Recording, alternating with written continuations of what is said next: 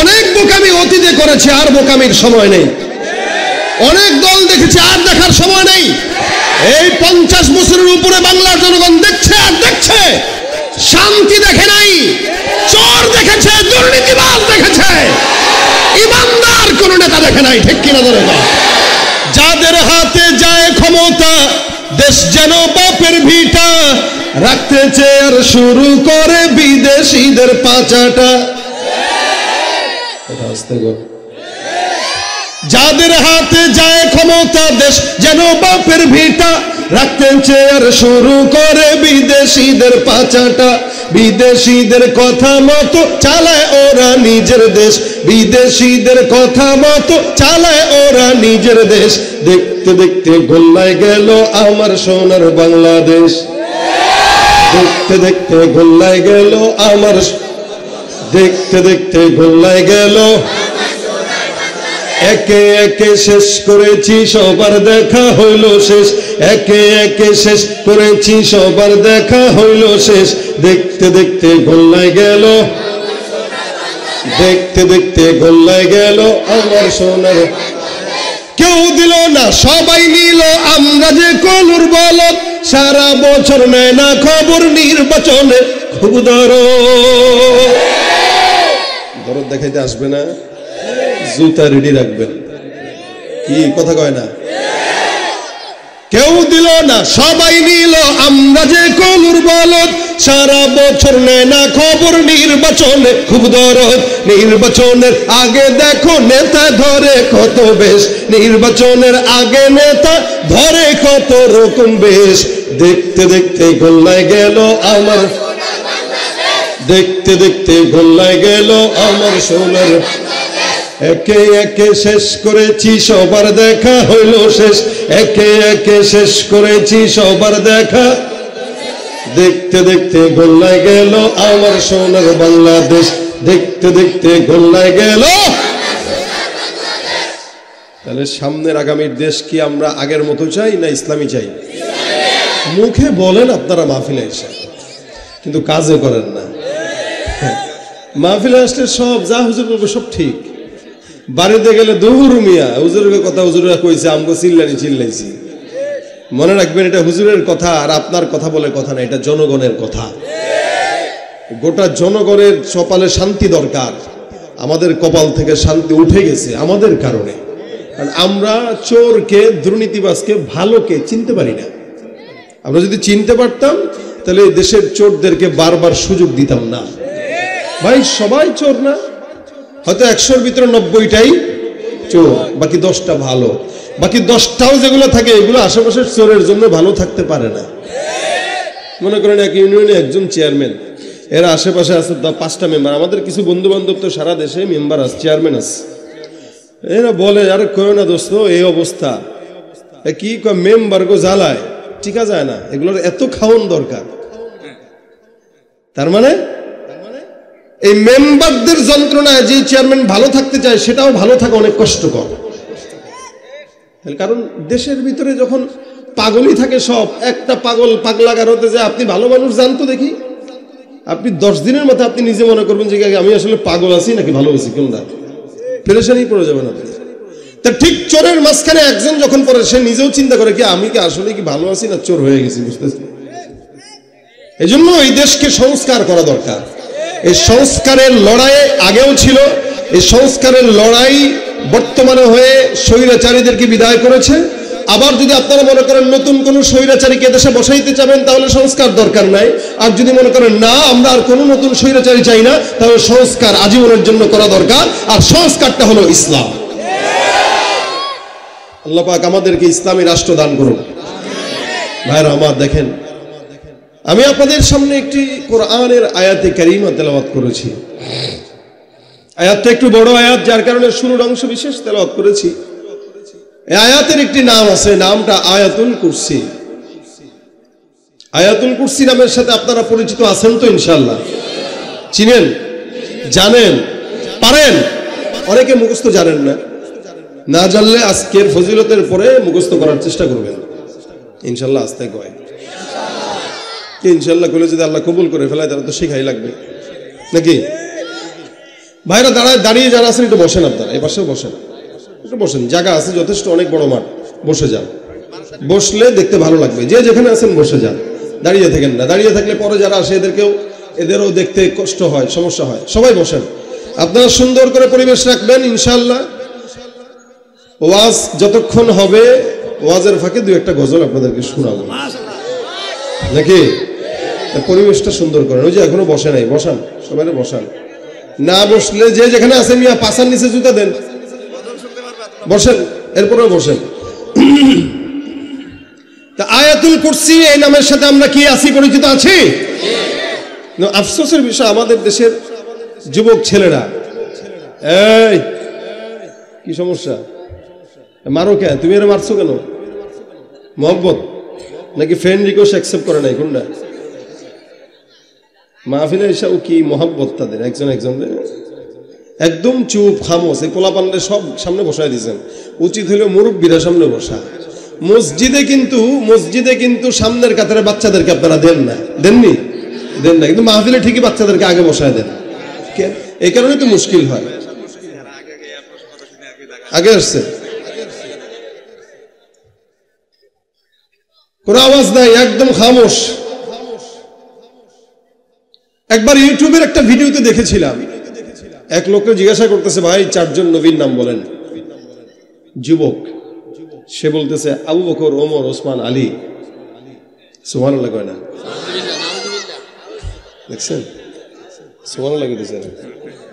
আমি দেখলাম আর কি কয়। আপনি না সতর্ক মানুষ স্যার, মাশাআল্লাহ। হুজুর খালি বলছেন নাউজুবিল্লাহ, আপনারা বলতেছেন কি সুবহানাল্লাহ। আসলে কি বলবেন বলেন তো? এই 4 জনের নাম যেটা বললাম, এটা কি নবী না সাহাবী? এই কয় কি 4 জন নবীর নাম বলেন, আবু বকর, ওমর, ওসমান, আলী। কি জ্ঞানী মাশাআল্লাহ। প্রশ্ন করতে দেরি, জবাব দিতে দেরি না। এই হলো আমার যুবকদের হাল। এরা ইসলাম মানে কথা খালি মুখে স্বীকার করে। ওরা চুলটা ঠিক মতো রাখতে পারে, ও চুল রাখবে না, ও চুল রাখছে ইহুদি নাসারার মতো। আমার তো এখান থেকে মোটামুটি আরশে মোয়াল্লা আছে, দেখতেছি সব। এখন টুপি দিয়ে ঢাকার চেষ্টা করে, রুমালে ঢাকিস না রে বাপ। আমি তো দেখছি। ফায়দাটা কি এটা? এই চুল রেখে লাভটা কি? কার মতো রাখছো চিনি না। আর সেলুনওয়ালা গুলাও মানে বিশাল জালেম হলো। এগুলা তাদের সেলুনের ভিতরে সব ইহুদি নাসারার ছবি দিয়ে ভরা রাখে। আর এই যেগুলো ঠিক বলতেছে, এগুলো যা একেবারে এটার মতো কাটিন দেন। এটাও ঠিক। এই হলো হাল। কি মেসি মুরব্বীর ভালো জিকির আছে মাশাআল্লাহ। মেসি বলেন, নেইমার বলেন, যাই বলেন, আপনি আপনার ইহুদির মতো যদি আপনার নিজের ফ্যাশন উঠায় দেন, আপনার হাসর হবে ইহুদির সাথে। আর আপনি যদি বলেন আমি নবীর সঙ্গে জান্নাতে যেতে চাই, তাহলে আপনার পোশাকে, আপনার আচরণে, আপনার আখলাকে নবীর আদর্শ দেখা দেওয়া লাগবে। দেখা যায় না নবীর সিরাত, নবীর আখলাক দেখা যায় না। সে নবীর উম্মত দাবি করে। এই নবীর উম্মত না, এগুলা ভণ্ড। এগুলা কি ভাইরা আমার? আল্লাহ পাক রব্বুল আলামিন আয়াতুল কুরসি শিখিয়েছেন আমাদেরকে। অনেক ফজিলত রাসূল সাল্লাল্লাহু আলাইহি ওয়াসাল্লাম বর্ণনা করেন, কেউ যদি 5 ওয়াক্ত নামাজের পরে আয়াতুল কুরসি তেলাওয়াত করে, কয় ওয়াক্ত নামাজের পর? ফজর, যোহর, আসর, মাগরিব, ইশা। এই 5 ওয়াক্ত নামাজের পরে কন্টিনিউ কেউ যদি আয়াতুল কুরসি তেলাওয়াত করে, নবী বলেন লাম ইয়ামনাউ মিন দুখুলিল জান্নাতি ইল্লা আইয়ামুত। ও মরবে, আর ওর জিন্দেগি আর জান্নাত, অর্থাৎ দুনিয়ার জীবন আর জান্নাতের মধ্যে মৃত্যু ব্যতীত কেউ তাকে জান্নাতে প্রবেশ করতে বাধা দিতে পারবে না। ফজিলতটা ছোট না বড়? আকাম কোকাম অনেক করছেন জিন্দেগিতে, অনেক গুনাহ করছি, কিন্তু নবীর এই হাদিসটা শোনার পরে তো আগ্রহ বাড়তেছে যে কিরে এত গুনাহ করার পরেও 5 ওয়াক্ত নামাজের পরে যদি অন্তত একবার করে আয়াতুল কুরসি পড়া যায়, তাহলে তো আমাকে জান্নাতে কে বাধা দিবে? কি বলেন, ঠিক না? আয়াতুল কুরসি ধরে টেনে হেঁচড়ে আপনাকে জান্নাতে নিয়ে যাবে। এই জন্য নবী সাল্লাল্লাহু আলাইহি ওয়াসাল্লাম বলেন, মান ক্বারা আয়াতুল কুরসি ফি কুল্লি দুবুরি কুল্লি সালাতিন মাকতুবা লাম ইয়ামনাহু মিন দুখুলিল জান্নাতি ইল্লা আইয়ামুত। নবী করিম সাল্লাল্লাহু আলাইহি ওয়াসাল্লাম বর্ণনা করেন, কোন ইমানদার বান্দা, কোন মুত্তাকি বান্দা, আল্লাহর বান্দা যদি 5 ওয়াক্ত নামাজের পরে এই আয়াতুল কুরসি পড়ে, জান্নাতে যেতে আল্লাহ পাক রব্বুল আলামিন কোনো বাধা রাখবেন না। বান্দা পড়বে, মরবে, সোজাসুজি জান্নাতে যায় ঢুকবে। আল্লাহ পাক রব্বুল আলামিন এটাকে এত ফজিলতপূর্ণ বানাইছেন। আল্লাহ পাক এটাতে আল্লাহর শান বর্ণনা করলেন। অনেক মুফাসসিরিন ইকরাম বর্ণনা করেন, আয়াতুল কুরসি এটা হলো একটা ইসমে আজম। ইসমে আজম যেরকম কাজ করে, আয়াতুল কুরসি পড়বে কাজ হবে না, এটা হতে পারে না। এই কারণে মুসলমান নবীর উম্মত আল্লাহ পাক শুরুতেই আল্লাহর পরিচয় বর্ণনা করেন, আল্লাহু লা ইলাহা ইল্লাহু আল হাইয়ুল কাইয়্যুম। শুরুতে আল্লাহ পাক রব্বুল আলামিন তার পরিচয় দিয়ে বলেন আল্লাহ, তিনি আল্লাহ, লা ইলাহা ইল্লাহু, তিনি একজন, যার কোনো ইলাহ নাই, যার কোনো শরীক নাই। আল্লাহ পাক রব্বুল আলামিন বর্ণনা করেন যার কোনো ইলাহ নাই, যার কোনো শরীক নাই। তিনি হলেন কে? তিনি হলেন আল্লাহ। এই আল্লাহকে একক মানতে যায় যদি জীবনও দেওয়া লাগে, জীবন দিতে ইমানদারের জন্য তৈয়ার হওয়া রাজি। ইমানদার রব্বুল আলামিনের আল্লাহর স্বীকারের জন্য, ইমানদার আল্লাহকে এক বলে স্বীকার করবে, এটা মানতে যায় যদি জীবন দেওয়া লাগে, ইমানদার সেটাতেও রাজি হয়। কেন? আমাদের আল্লাহ পাক রব্বুল আলামিনের তরফ থেকে আমাদের শিক্ষা, আল্লাহ পাক একজন। যত বড় নেতা হোক না কেন, যত বড় লিডার হোক না কেন, আসমানের নিচে জমিনের উপরে আল্লাহর সমকক্ষ কেউ হতে পারে। ভাইরা আমার, আল্লাহ পাক রব্বুল আলামিন তার পরিচয় কোরআনে বারবার বর্ণনা করেছেন। এরপরও আমরা আল্লাহকে বাদ দিয়ে নেতাদের গোলামি করি, আল্লাহকে বাদ দিয়ে পীরের গোলামি করি, আল্লাহকে বাদ দিয়ে বান্দা বান্দার গোলামি করে। নবী করিম সাল্লাল্লাহু আলাইহি ওয়াসাল্লাম হাদিসে স্পষ্ট বর্ণনা করে বান্দাকে জানাই দিলেন, লা তাআতা লিমাখলুকিন ফি মাসিয়াতিল খালিক। খবরদার বান্দা, জমিনের মধ্যে আল্লাহকে বেজার করে কোনো মানুষের আনুগত্য করা সম্পূর্ণ হারাম। একদিকে নেতা, একদিকে আল্লাহ, মানবো কাকে? নেতাকে না আল্লাহকে? যদিও বলেন আল্লাহকে, কিন্তু যে দলের লিডারের পিছনে 5টা গোলামি করে, ঠিক কিনা? মন থেকে বলেন, একদিকে সারা দুনিয়া, একদিকে আল্লাহ, যাব কোন দিকে? আল্লাহর দিকে। আল্লাহ পাক রব্বুল আলামিন বান্দাকে বারবার সবক শোনায় দেন। এখানে আল্লাহ পাক শুরুতেই বান্দাকে কুফরির ব্যাপারে সতর্ক করলেন, খবরদার, লা ইলাহা ইল্লাহু, আল্লাহ ছাড়া কারো সঙ্গে কোনো কাউকে শরীক করবা না, আল্লাহর সঙ্গে কাউকে শরীক করবা না, আল্লাহ ছাড়া কারো ইবাদত করবা না। কারণ এমন একজনের ইবাদত করবা যিনি চিরঞ্জীব, যিনি চিরশক্তিশালী। এ ভাইরা আমার, এলাকার ভিতরে এখন চেয়ারম্যান নাই, মেম্বার নাই, ইউনিয়ন পরিষদের এই নাই, সেই নাই, এমপি নাই, মন্ত্রী নাই, এমন কি দেশের মধ্যে প্রধানমন্ত্রীও নাই। বলেন তো, বাংলাদেশ আছে না নাই? ঠিক আছে তো। এলাকার চেয়ারম্যান ঘুমাইলে এলাকা চলে, মেম্বার ঘুমাইলে এলাকা চলে, রাষ্ট্রপ্রধান ঘুমাইলে এলাকা চলে, লেকিন আল্লাহ ঘুমাইলে একটা সেকেন্ডের জন্য দুনিয়া চলতে পারে না। যার কারণে আল্লাহ বলেন, লা তাখুযুহু সিনাতুন ওয়ালা নাওম। তিনি এমন একজন মালিক, যেই মালিক তার ঘুম তো দূরের কথা, তন্দ্রাচ্ছন্ন হয় না। কোন বান্দা যদি আল্লাহ পাক রব্বুল আলামিনকে ডাক দেয়, রাত 2টা বাজুক, 3টা বাজুক, 4টা বাজুক, 5টা বাজুক, যখন ডাক দিবে আল্লাহ পাক তখন শুনে কি শুনে না? আল হাইয়ুল কাইয়্যুম। যদি জীবিত না হতো, চিরঞ্জীব যদি না হতেন, আল্লাহ পাক একটা সময় বান্দার ডাক শুনতেন, আর একটা সময় শুনতেন না।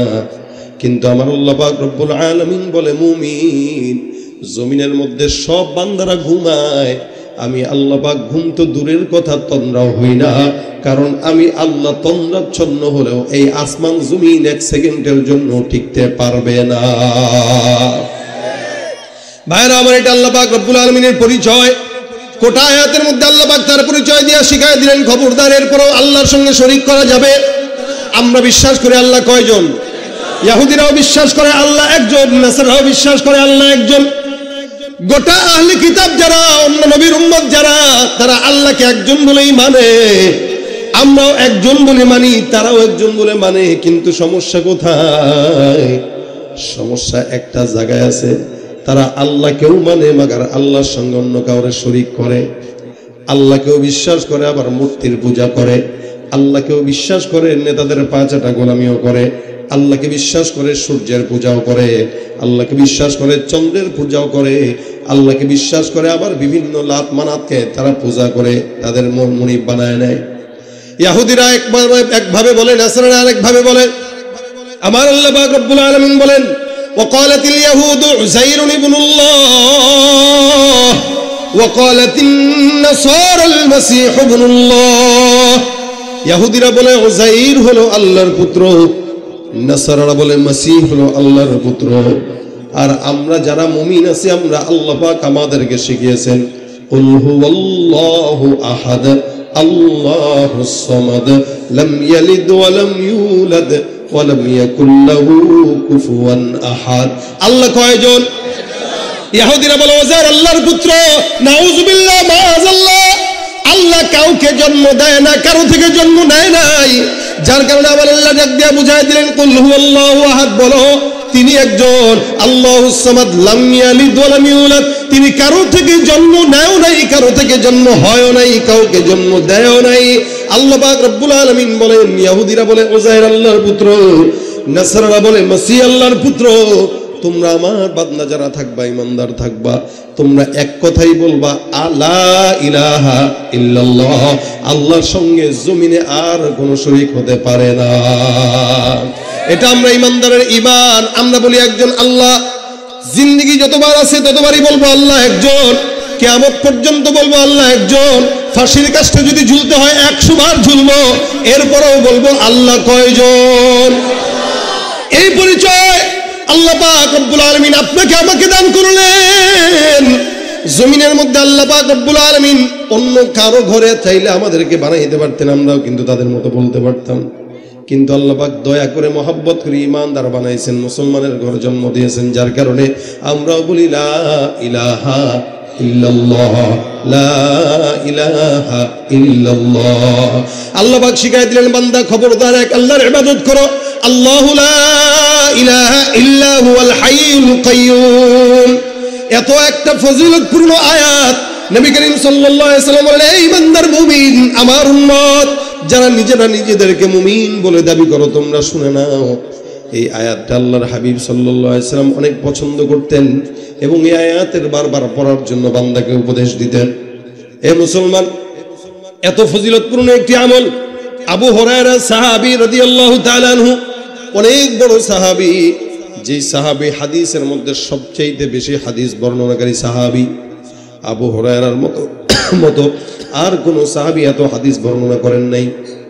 শুধু তাই নয়, আবু হুরায়রা রাদিয়াল্লাহু তাআলা আনহু এমন সাহাবী, যে সাহাবী ইসলাম গ্রহণের জন্য, দিন শেখার জন্য মসজিদে নববীর গেটের মধ্যে 24টা ঘন্টা পড়ে থাকতো। এমনও সময় হয়েছে খেয়ে না খেয়ে ঈমান নেওয়ার জন্য, হাদিস সংগ্রহের জন্য, কোরআন শিক্ষা করার জন্য আসহাবে সুফফার মধ্যে সাহাবী আবু হুরায়রা যেয়ে পড়ে থাকতেন। এমনও সময় হয়েছে পেটের মধ্যে ক্ষুধার কারণে লাফালাফি করতেছে, মানুষ মনে করতেছে মির্গি বেরাম ধরছে। না, আবু হুরায়রা ক্ষুধার যন্ত্রণায় এভাবে সুন্দর করে মসজিদের গেটের মধ্যে পড়ে পড়ে খাদ্রাইতো। কখনো কোনো সাহাবীকে দেখলে সালাম দিয়ে প্রশ্নের ভান ধরে কথা বলার চেষ্টা করত, এই আশায় যদি আমাকে কিছু খাবারের জন্য বাসায় নিয়ে যায়। কিন্তু না, কেউ নিত না। কখনো খাবার পেতেন, কখনো পেতেন না। এটাই ছিল আবু হুরায়রার জিন্দেগি। এই আবু হুরায়রা রাদিয়াল্লাহু তাআলা আনহু বর্ণনা করেন, আল্লাহ পাক রব্বুল আলামিনের হাবিব মুহাম্মদুর রাসূলুল্লাহ সাল্লাল্লাহু আলাইহি ওয়াসাল্লাম আমার কাছে সাদকাতুল ফিতরের মাল সংরক্ষণের জন্য আমার দায়িত্ব দিয়ে রেখেছেন।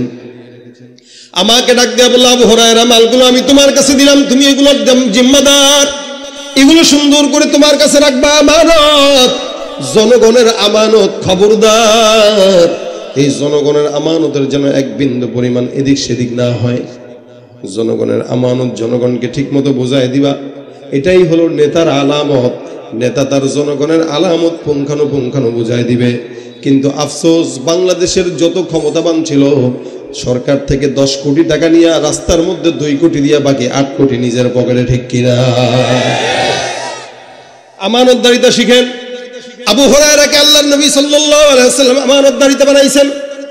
এ আবু হুরায়রা, এই সমস্ত খেজুরগুলো, মালগুলো, সম্পদগুলো তোমার আন্ডারে, এই যাকাতের ফান্ডগুলো, সদকাতুল ফিতরের ফান্ডগুলো, টাকাগুলো, খেজুরগুলো তুমি তোমার আমানতে রাখবা। খবরদার খবরদার এক বিন্দু যেন এদিক সেদিক না হয়। আবু হুরায়রা রাদিয়াল্লাহু তাআলা বর্ণনা করেন, আমি এই সমস্ত মালগুলো সুন্দর করে দেখভাল করার জন্য এই জায়গায় রেডি। হঠাৎ করে একদিন তাকায় দেখলাম রাত্রিবেলা গভীর আওয়াজ, আমার ঘরের মধ্যে কে যেন ঢুকলো। আমি বুঝলাম, আমি উঠে তাকায় দেখি একটা চোর আমার ঘরের মধ্যে ঢুকলো চুরি করার জন্য। আমি আর কিচ্ছু বললাম না, সঙ্গে সঙ্গে তাকে হাতটা ধরলাম। হাত ধরে বললাম, কি ব্যাপার, সাহস তো কম না, তুমি জনগণের টাকা চুরি করার জন্য আসছো। এখানে যত মাল দেখা যায় মালগুলো সব জনগণের মাল, ব্যাপার কি, তুমি এখানে কেন আসছো? চোরটা আমারে কয়, এ ভাই তুমি কি আমি জানি না, তোমার ঘরের মধ্যে ঢুকলাম, সম্পদ আসে থাকার কারণে ঢুকলাম, কিছু চুরি করার জন্য। আসলে আমি চোর না। তাহলে তুমি কে? চোর না হইলে ঘরের মধ্যে না বলে কেন ঢুকলা? ছোট্টা ডাক দিয়া কয়, আমার সন্তান ক্ষুধার্ত, বিবি ক্ষুধার্ত, মাও ক্ষুধার্ত, খাবার পায় না, অনেক দিন হয়ে গেছে, যার কারণে আমি তোমার ঘরে ঢুকলাম, কিছু খাবার যেন ঘরের মধ্যে নিয়ে যাওয়া যায়, এই কারণে দয়া করে আল্লাহর হস্তে কিছু খাবার আমাকে দাও, নয় তোমাকে চোর বলে আমাকে মেরো না। আমি চোর না, আমি স্বভাবের কারণে চুরি করে নেই, আমি অভাবের কারণে তোমার ঘরে ঢুকতে বাধ্য হয়েছি। বারবার যখন চোরটা আকুতি মিনতি করতেছিল, চোখের পানি ছাড়তেছিল, আবু হুরায়রার দিলের মধ্যে মায়া, চোরকে ছেড়ে দেয়। চোরকে বলল, খবরদার, এটা কিন্তু জনগণের আমানত, এখানে আমার থেকে দেওয়ার মতো কিচ্ছু নাই, আমি দেওয়ার স্বাধীনতাও রাখি না, এটা 10 জনের আমানত, তুমি এখান থেকে চলে যাও, দয়া করে আর তুমি কোনোদিন আসবা না। চোরটা এখান থেকে চলে গেল, কসম খাইলো আর কোনোদিন সে আসবে না। খুব বুঝবেন, দেখেন ফজরের নামাজের সময় মসজিদে যখন আবু হুরায়রা রাদিয়াল্লাহু তাআলা আনহু ঢুকলেন নামাজের জন্য, নামাজের পর আবু হুরায়রা রাদিয়াল্লাহু আনহু লক্ষ্য করলেন, পয়গম্বর ডাক দিয়া বলে, আবু হুরায়রা ব্যাপার কি, গত রাতে যে তোমার ঘরে চোর ঢুকেছিল, চোরটা কোন জায়গায় ছেড়ে দিছো নাকি বেঁধে রাখছো? সুবহানাল্লাহ কয় না? আর করছে আবু হুরায়রা, ঘরের মধ্যে যখন চোর ঢুকছে তখন কি নবী ছিল কাছে? নবী কেমনে জানলেন? আবু হুরায়রা তো বলে নাই। আবু হুরায়রা তো অবাক, ইয়া রাসূলুল্লাহ, বুঝলাম না, আমার ঘরে চোর ঢুকলো, আমি জানি, চোর জানে, আল্লাহ জানে, আপনি কেমনে জানলেন? তার মানে বোঝা গেল আল্লাহ পাক ওহীর মাধ্যমে জানায় দিয়েছেন।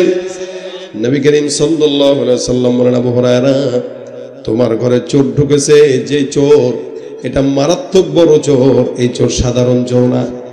আবু হুরায়রা রাদিয়াল্লাহু তাআলা ডাক দিয়ে বলেন, ইয়া রাসূলুল্লাহ, আমার ঘরে যে চোরটা ঢুকছে, আসলে হুজুর এটা চোর না, এটা সাধারণ একজন মানুষ, কারণ সে আমার কাছে ওয়াদা করছে সে কোনোদিন চুরি করে নাই, করবেও না। তার ঘরের বিবি বাচ্চা ক্ষুধার্ত থাকার কারণে সে আমার কাছে চুরি করার জন্য আসছে, মূলত সে চোর না। নবী ডাক দিয়া বলেন, আবু হুরায়রা, মনে রাখবা, যেই চোরটা গতকাল কসম খেয়ে তোমার থেকে বিদায় হয়েছে, এই চোরটা আজকে রাতেও তোমার ঘরে চুরির জন্য ঢুকবে। বলছেন কে? নবীজি। হ্যাঁ, তার নবীজি বলছেন, তার মানে অবশ্যই হবে, 100% বন্দুকের গুলি মিস হবে, এটা মিস হবে। আবার হুজুর কি বলেন, এই কান্নাকাটি করে আমার কাছে ওয়াদাবদ্ধ হয়ে গেছে। আসলে চোররা কান্নাকাটি করে, যতবার ধরা খায় ততবার ওয়াদাও করে, আবার যতবার করতে যায় ততবার ওয়াদা ভঙ্গ করেই চুরি করতে যায়। চোরদের ওয়াদার কোনো দাম আছে? চোরদের ওয়াদা এখন একটা সকালে করবে, বিকেলে একটা করবে। এমনকি এরা যখন কসম খায়, নাক ধরেও কসম খায়, কান ধরেও কসম খায়, আমার নাকের কসম, মায়ের দুধের কসম, এমন এমন কসম খায়, যত বড় কসম তত বড় চোর। কথা বুঝেন না আপনারা? যত বড় কসম খায় এগুলা, এরা তত বড় চোর। আর চোর যতবার ধরা পড়ুক না কেন, ও বলবে, ভাই এটাই আমার শেষ, অথবা এটাই শুরু। এটা চোরের আদত। চোরের কাজ হইল মিথ্যা কথা বইলা কোনো মতে নিয়ে আপনার থেকে বাঁচা যায়। এই বেচারা আবু হুরায়রা থেকে বাঁচলো। নবী ডাক দিয়া বলেন, হ্যাঁ আবু হুরায়রা, আবার ঢুকবে। আবু হুরায়রা ডাক দিয়া বলেন, রাসূল, আজকে যদি আসে, 2 রাত বাইন্দা আপনার কাছে নিয়ে আসবো, বুঝবে ঠেলা কারে কয়। চোর যদি চুরি করে, ইসলাম বিধান দিয়েছে না দেয় নাই? হ্যাঁ, কি দিছে? হাত কাটা। একটা হাত না 2টা হাত? কয়টা? আরে কথা কয় না এরা, বুঝে না, কয়টা হাত? চোর চুরি করলে হাত কাটবে কয়টা? 2টা। আমার দেশে যদি ইসলামী আইন থাকতো, যেগুলা পলাইছে একটারও হাত থাকতো না, পাও থাকতো না, ঠিক না? হুইল চেয়ারে বসে বলার লাগতো। আর আমাদের দেশের অধিকাংশ রাজনীতিবিদ যারা, এগুলোর চরিত্র ভালো না। এরপরে আমরা স্লোগান দিও মুখ নেতার চরিত্র ফুলের মতো পবিত্র। নেতায় তো এসি রুমে শুয়ে শুয়ে চিন্তা করে, কিরে চুরি করে 5 তলা বিল্ডিং বানানোর পরেও যদি চরিত্র ফুলের মতো হয়, ভালো হওয়া দরকার কি, বড় ডাকাত হওয়া দরকার, আরো সামনে চুরি বাড়ায় দিব। হ্যাঁ, তো চুরি করার পরে বলো চরিত্র ফুলের মতো। এই হইল হালত। আবু হুরায়রা রাদিয়াল্লাহু তাআলা এবার লেগে আছেন, দেখি ঢুকুক ঢুকুক। ভাইরা আমার, চোর যেহেতু চুরি করছে, আবার রাত্রে আসবে। আবু হুরায়রা এখন সজাগ। কোথায় চোর? রাত যখন গভীর হয়, চোর মহোদয় ঢুকলো। আবু হুরায়রা কি ব্যাপার? দরজা আটকায় দিয়া কয়, তুই গতকাল না বললি চুরি করবি না, আসবি না, কখনো চুরি করিস নাই, কেন আবার আজকে আসলি? প্লিজ ক্ষমা করে দেন, হ্যাঁ প্লিজ আমাকে ক্ষমা করে দেন। আবার না ক্ষমা নাই, আজকে তোর খবর আছে। আল্লাহর কসম ভাই, সত্যি কথা ভাই, মা কিছু খায় না, বাবা কিছু পায় নাই, ছেলে একদম না খাওয়া। আল্লাহর ওয়াস্তে এই যে নাক ছিঁড়া কইলাম, যা ছোঁয়া লাগে খুবু, তাও মাফ করেন, আমার ছেড়ে দেন। আবু হুরায়রা না, ছাড়া যাবে না, আমার নবী বলছেন তুই আসবি, তার মানে তুই বড় চোর, তোরে ছাড়বো না। সত্যি কথা, আল্লাহর কসম, আপনি আমার দিকে একটু তাকান ভাই, বিশ্বাস করেন, ছেলেটারে কতদিন কত কিছু খাওয়াই না। সাহাবিদের একটা আখলাক আছে, রোহামা উবাইনাহুম, রোহামা উবাইনাহুম, এরা একে অপরের প্রতি দুর্বল, অন্তরটা নরম। মানুষের জন্য মানবতা এত বেশি ছিল, যার কারণে এদেরকে কেউ আঘাত দিলেও তারা তাদেরকে ক্ষমা করে দিত। সুবহানাল্লাহ। আবু হুরায়রা দিলের মধ্যে মায়া লেগে গেছে, চোরকে ছেড়ে দিলেন। আবার পরের দিন ফজরের সময় নবী ডাক দিয়ে বলে, হুরায়রা কোথায় চোর? বলে, হুজুর চোরটারে ছেড়ে দিছি, এটা ভালো খারাপ না, ওয়াদা করছে চুরি করবে না বলছে। হুজুর কে বেটা তুই বুঝোস কিছু, আজকে আবার আসবে। হুজুর কি কর, গতকাল আসছে, আবার আজকে? এ তো বলো চোর না, আমার তোর চেহারা চোর মনে হয় না। না না না, আজকে আবার। আপনারা তো 2 টাকার চোর ধরলে পাইলে ঘুষাইতে দাঁত ভেঙে দেন। চোর একটা ধরা পড়ছে মনে করেন আপনাকে বাজারে, মারতে মারতে গিলে দিলে শেষ। আর আপনি যা করেন, ভাই কেন মারতেছেন? আর মিয়া করেন না, পকেট মার। কি করছে? আমার পকেটে হাত দিছে। চুরি করছিনি? না, হে সুযোগ পায় নাই। ওমা, তোর পকেটে হাত দিছে মাত্র, চুরি করে নাই, টাকাও নেই, তুই মারলি কেন? চোর হাত দিবে কেন? ও কত বড় সাহস, চিনে মারে। দেখেন 2 টাকার পকেট মারকে কেবল পকেটে হাত দেওয়ার কারণে মারতে মারতে দাঁত ভেঙে ফেলছে। কিন্তু সমাজের কোটিপতি চোর গুলারে দেখলে, আসসালামু আলাইকুম স্যার, কথা কয় না, কথা বলে না, আসলে নাই। তাহলে 2 টাকার পকেট মারকে যে অন্যায়ের কারণে মারলেন, কোটি টাকার চোরকে তো সে অন্যায়ের কারণে বেশি মারা দরকার ছিল, কিন্তু একজনে মারলেন, আরেকজনে সালাম দিলেন। ঠিক হলো নি? কথা কয় না, ঠিক হলো নি? এগুলা আমাদের দেশের সবচেয়ে বড় বৈষম্য। ছোট ছোটদের আন্দোলন করা দরকার, যারা পকেট মার, যারা শীত কেটে চুরি করে, এদের আন্দোলন করা দরকার। যেন আমরা এই বৈষম্য মানি না। এখন তো রিক্সাওয়ালারা আন্দোলন করতেছে, অটোওয়ালারা আন্দোলন করতেছে, তো সবাই আন্দোলন করে। এই মুহূর্তে এই ছোট ছোট চোরদের আন্দোলন করা দরকার। তাহলে আমরা এতদিন যে মার খেলাম, এই মারগুলো ফেরত দেওয়া হোক। কি বলেন, ঠিক না? চোর যাই করুক না কেন, বড় হোক ছোট হোক, মোটামুটি একটা চোর 10 দিরহাম পর্যন্ত যদি চুরি করে, এই 10 দিরহামের নিচে চুরি করলে সমস্যা নাই, কিন্তু 10 দিরহাম মোতাবেক চুরি করলে তার হাত কাটা হবে। এটা ইসলামের শরীয়তের আইন। সুতরাং আশেপাশে নজর দিয়ে রাখবেন। ভবিষ্যতে কেউ যদি আবার আপনার এলাকায়, আপনার আশেপাশে কারো টাকা চুরি করে, এলাকা ভিত্তিক আইন পাশ করুন, ইসলামী আইন, শরিয়া ভিত্তিক আইন। আমাদের এলাকায় কেউ যদি চুরি করে, আমাদের ইসলামী আইন অনুযায়ী আমাদের এলাকা চলে, ওর হাত কেটে দেওয়া হবে সুন্দর করে। একজন চোরের হাত কাটেন, দ্বিতীয় চোর কোনোদিন মাথা উঁচু করে দাঁড়ানোর সাহস করবে না। ঠিক কিনা জানে বলেন? ভাইরা আমার, নবী করিম সাল্লাল্লাহু আলাইহি ওয়াসাল্লাম সকালে ডাক দিয়ে বলতেছেন, কি ব্যাপার, চোর কোথায়? আবু হুরায়রা কয়, হুজুর মায়া লাগছে, ছেড়ে দিস। রাসূল কয়, আজকেও? এ নিয়ে কয়দিন হইল? 3 দিন চলবে। রাত যখন গভীর হয়ে গেল, আবু হুরায়রা অপেক্ষমান। চিন্তা করে কোন জায়গা দিয়ে চোর ঢুকবে, চোরটা আসবে, খপ করে ধরবো, দড়ি কিনছে, দড়ি দিয়ে বানবে, তারপরে নবীর কাছে নিবে। চোরও জানে নবীর কাছে নিলে হাত তো থাকবে না, বিপদ আছে। এবার রাত্রিবেলা গভীর হয়ে গেল, চোর মহোদয় ঢুকলো। আবু হুরায়রা রাদিয়াল্লাহু তাআলা আনহু কয়, কি ব্যাপার? তোর অপেক্ষায় তো ছিলাম, নবী তো আমার আগেই বলে দিছে।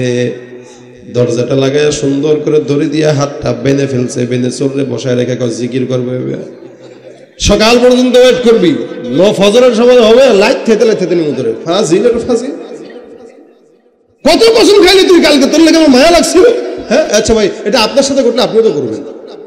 তোরে কতকাল ছাড়লাম, তার আগের দিনও ছাড়লাম, তোর লেগে কত মায়া লাগলো, তুই আজকেও কামটা করলি কি? হ্যাঁ, আবু হুরায়রা কয়, তোরা সকালবেলা দেখা যাবে, চুপ থাকবি, কোনো কথা কবি না, আজকে কোনো কসম চলবে না, কোনো চোখের পানি দেখলেই পিটাবো।